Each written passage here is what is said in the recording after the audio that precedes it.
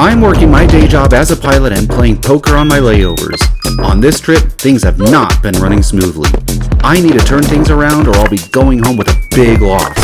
It's time to hit the road after that Kentucky disaster and try to catch a ride on the recovery train.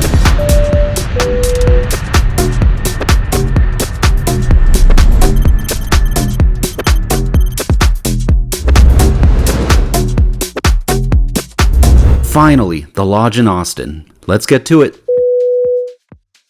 With just a quick 3 hours to play in the morning, I call a $20 open from the cutoff with Jack 9. Button calls 2 and we're 4 ways to 4-8-10 with 2 diamonds. Here's the thing with open and straight draws. They look pretty, but is it just me or do they hardly ever actually hit? The original opener bets out for nearly full pot, $70. Next stack folds, and what's about to happen next might seem weird to you, but against this player this morning, I feel it was the best move. He's been ultra aggressive and has gone all in blind for several hands already. More on that in a minute. So with 150 in the pot and 256 to play for, I take the chance against what could be air in his hand and just rip it. Look, I'm down big and not going to recover without some action. If he calls, I've got equity with 2 cards to come at least. Button folds and the aggressor calls. Well, hopefully I get some help, and I immediately do when the Queen of Spades hits the felt on the turn. Just gotta hold now, and River's a board pairing 9, which has me worried, but he tosses his cards face down to the dealer and presents most of his stack to the middle to come my way. Which leads me to this one with pocket 8s. Remember how I said he's been shoving blind? Well, there's some $15 action until it gets to him on his big blind, and he shoves all in blind for $122. Against any random 2 cards, a pair is a big favorite, so I indulge him. However, the guy to my immediate left also calls, which I'm not thrilled about because it means I actually have to maneuver my way around this hand. Was hoping to just see 5 cards with a blind shover and be done with it, tournament style. Well, the flop comes Queen 7 deuce, all diamonds, and I just don't know what to do here. Side note to self, study side pot play more.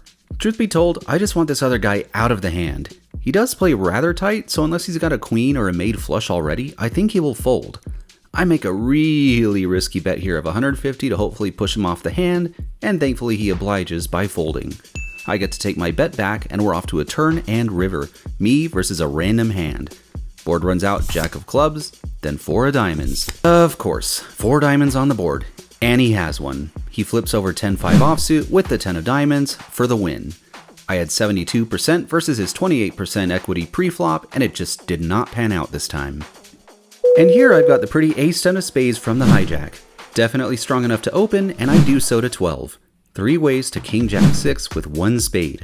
I've got an over, a gutter, and backdoor nut flush draw. It's good for my range, so I c-bet $20, which Button, the loose aggressive player who shoves all in blind, calls. 5 of spades falls, giving me even more equity in the hand, and I continue for $50. He calls again, and we're off to a river. It's an offsuit 10. I mean, it's something. Not what I was hoping for, but it's something. Yeah, it's some showdown value, but I just don't want to check it to him and face a bet. If that happened, I feel it would just be a tough spot. I'd rather do the betting myself, and at this point, I just want to buy the pot. I go rather large compared to the pot, likely too large in hindsight, and bet $140. Yeah, definitely too big. It folds out the bottom of his range, sure, but the top of his range either calls or raises me here, which would make me sick. Luckily, it doesn't come to that, and he folds. Whew. Overall, an okay, not ultra high variance session, but unfortunately there were plenty of not very interesting hands where I chipped down, and adding those to the hand where I lost against the blind shove, I ended up into this low stakes morning game for $300, out for just $50. I'm adding to my losses for the trip. Not good. But on another note, the lodge seems to be a great place to play. Can't wait to be back sometime. Now let's go flying.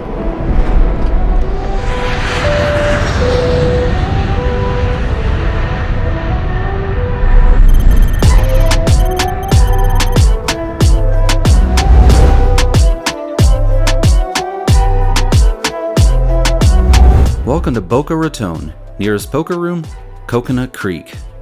I have never left this room with more money than I've arrived with. Maybe we can change that today? Ha ha. Ha. Here's how this 2-5 session was pretty much going. Tossing my cards to the dealer with my chips in the betting area, followed by me dropping bills on the table to top off. I kept getting raised in spots where I was obviously beat, but maybe pocket kings can help turn things around. The button straddle is on, and this is the type where the blinds act first. Small blind is out, then big blind makes an open to 35. Perfect. I make it 105 to go. And everybody folds. Great. Oh, you had ace-jack offsuit? Why'd you fold that? You know an ace was gonna come on the flop. I had the ace magnets. It's a foolproof strategy. Whatever, at least I didn't run them into aces this time. Let's try king 9 of spades. The under the gun straddle is on, and with several players on a break, this hand is good enough to open from what is normally the +2 position. I make it $40 to go, and just the straddler defends. On a flop of queen, queen 3, my opponent checks to me, and I elect to just check it back. No need to c-bet every single time as the pre-flop raiser. A 7 falls on the turn, and when my opponent checks again, I think he's going to fold this hand if I so much breathe on this pot, so I bet it 65 bucks, a size which in hindsight is too big, and he does indeed toss his cards in. I know, not too interesting of a hand, but it's seriously about as good as it got for me this evening. The rest of the night was spent topping off and a whole bunch of this. Whiffing and folding. By the time this game broke, I was already down bad. With a few minutes left to play, I decided, like a maniac, to hop onto a crazy pineapple game that was going on, which resulted in this hand. First off, for those who don't know, Crazy Pineapple is a game that is structured like Hold'em, but you're dealt 3 cards instead of 2.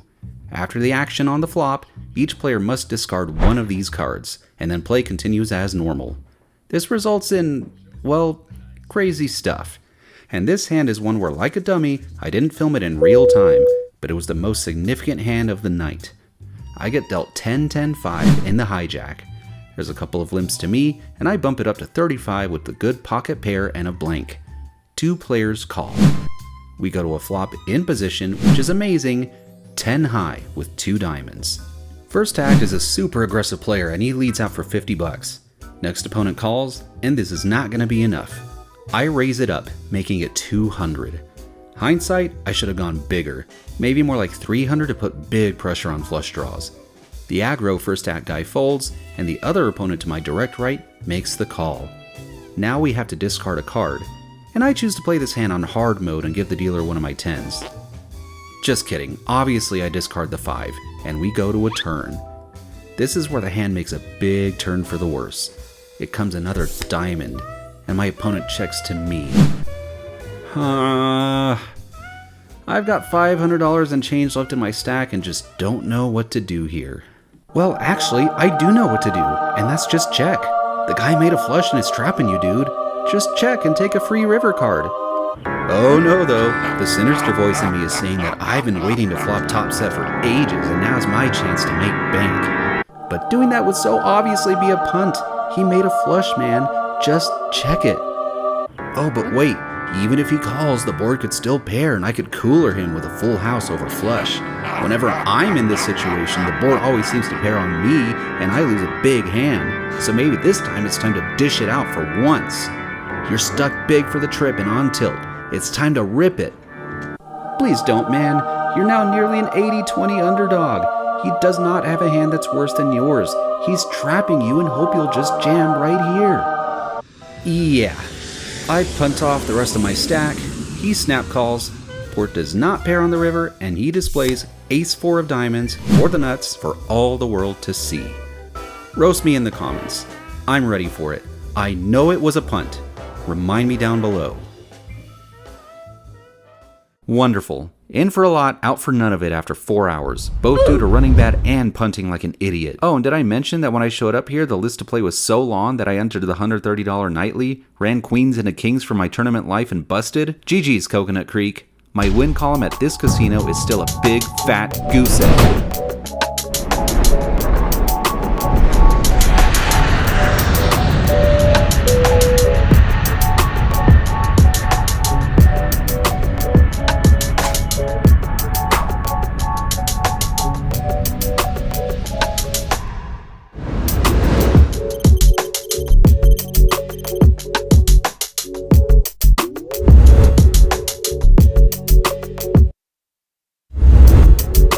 Lakeland, Florida. Nearest poker room, Hard Rock Tampa. This trip has thus far been like taking a big bite out of a crap sandwich, so let's please turn some things around here. It's nearly time to go home, so I'm running out of time to climb out of this hole I'm in. They've got 1-3 to a $500 cap in Tampa. Let's go. King Jack off from under the gun. Not usually an open, but this table has been playing wider ranges, so I like to put this one into my opening range from this position and make it 12 to go, which the cutoff and small blind call. Flop comes pretty decent for us as it comes king high rainbow. Small blind checks, I bet 20 for value, cutoff calls, then small blind gets out of the way. Turn comes a queen. I think this card should be okay unless cutoff has king queen specifically, but I have removal to that, and if he does have it, he'll let me know with a raise. I go for a bet of 55 to target worse pairs or possibly a worse king, and he calls again. The river comes in 8. The cutoff has $125 left, and I think there might be more value to be gained here from a worse king by checking it over to him. I also think he will fold any lower pairs if I do the betting myself, so that being said, I tap the table, and he does indeed put his remaining chips into the middle. I make the call, and I was indeed right that he had a worse king than mine.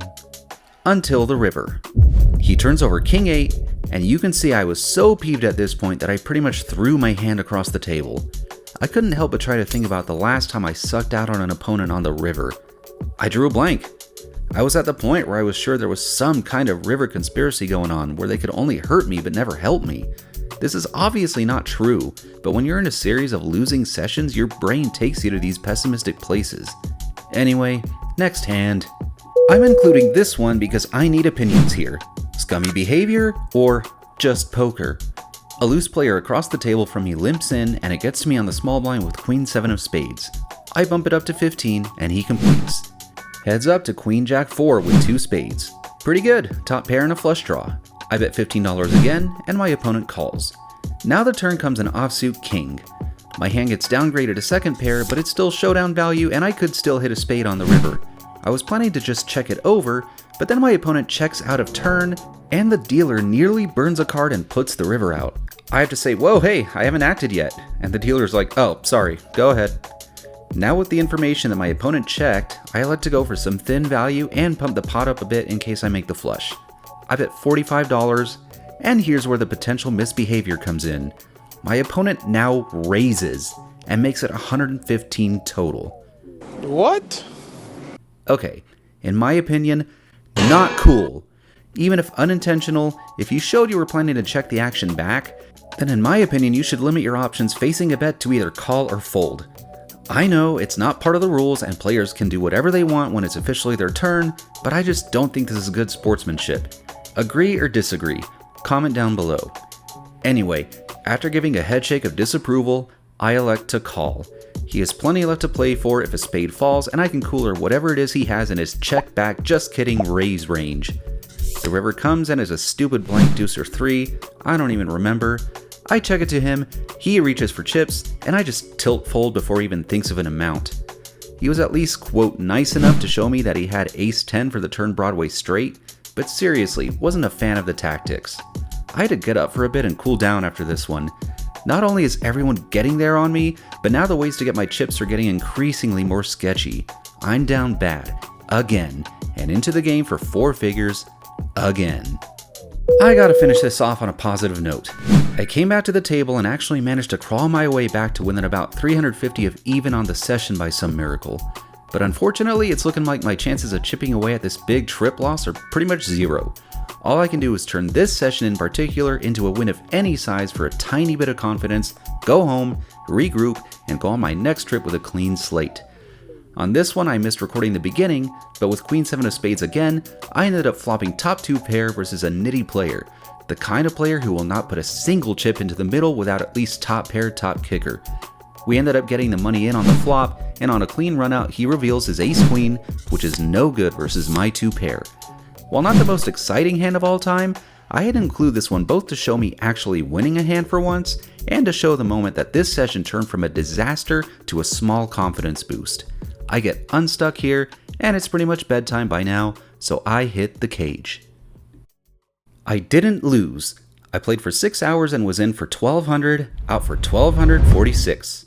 At first it looked grim, dropping $800 in the session, but I'd say coming back from that and squeezing out a profit, no matter how tiny, officially puts me on board the recovery train.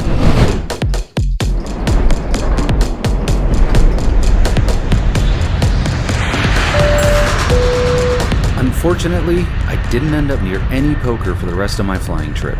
Sucks, because this was by far my worst couple of weeks of poker so far. Every session loss was huge, and every session win was less than $100. I'm home now. Flying-wise, it was great. Here's a map of my overall trip. Rough trip for poker though, and I'll be the first to say it. I played badly. I bluffed too much, I punted, I got greedy. Casinos played 7 hours, 31, total loss, 4,311. Needless to say, when I go out next, I'll be out for blood. If you watched this before the first part out of order, or if you just want to go back and watch that one again, you can do that right here.